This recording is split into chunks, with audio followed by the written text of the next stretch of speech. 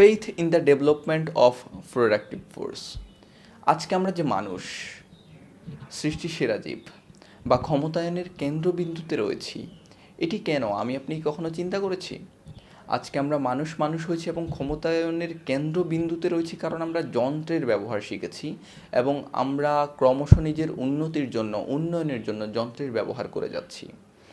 কিন্তু এই যে পশু পাখি রয়েছে তারা কিন্তু হাজার হাজার বছর ধরে বন জঙ্গলে অবস্থান করছে, সেখানেই বাস করছে। কেন? কারণ তারা যন্ত্রের ব্যবহার করতে পারে না এবং তারা সেটি পারেনি। দেখুন, মানুষের যে কর্মকাণ্ড সেটি নিয়ে যদি একটু ছোট করে আলোচনা করি তাহলে দেখবেন মানুষের যে খাবার খাওয়ার প্রসেস সেটিও কিন্তু অনেক দীর্ঘ। যেমন নানা বৈজ্ঞানিক পদ্ধতি প্রক্রিয়া অবলম্বন করে চাষাবাদ করা, ধান থেকে চাল করা, দেন আধুনিক উপায়ে রান্না করা, প্লেটে নিয়ে কাঁটা চামচের মধ্যে দিয়ে খাওয়া।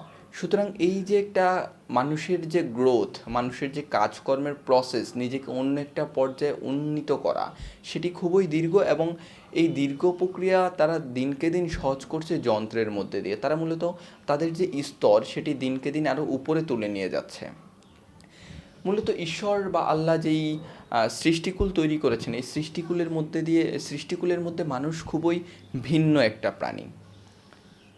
নিত্য নতুন নানা সময়ে মানুষ নিজের জন্য নিজের যে প্রতিকূলতা রয়েছে, প্রকৃতির প্রতিকূলতা রয়েছে, প্রতিকূলতাকে জয় করতে হবে।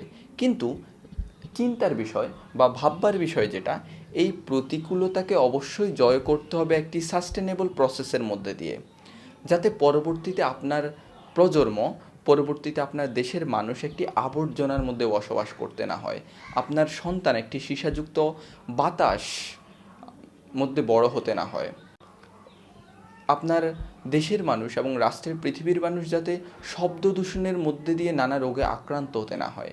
একটি গ্লোব, যে একটা পৃথিবীর মধ্যে বসবাস করছি, এটি যাতে সুস্থ, সুন্দর এবং বসবাস করার মতো থাকে। ধন্যবাদ।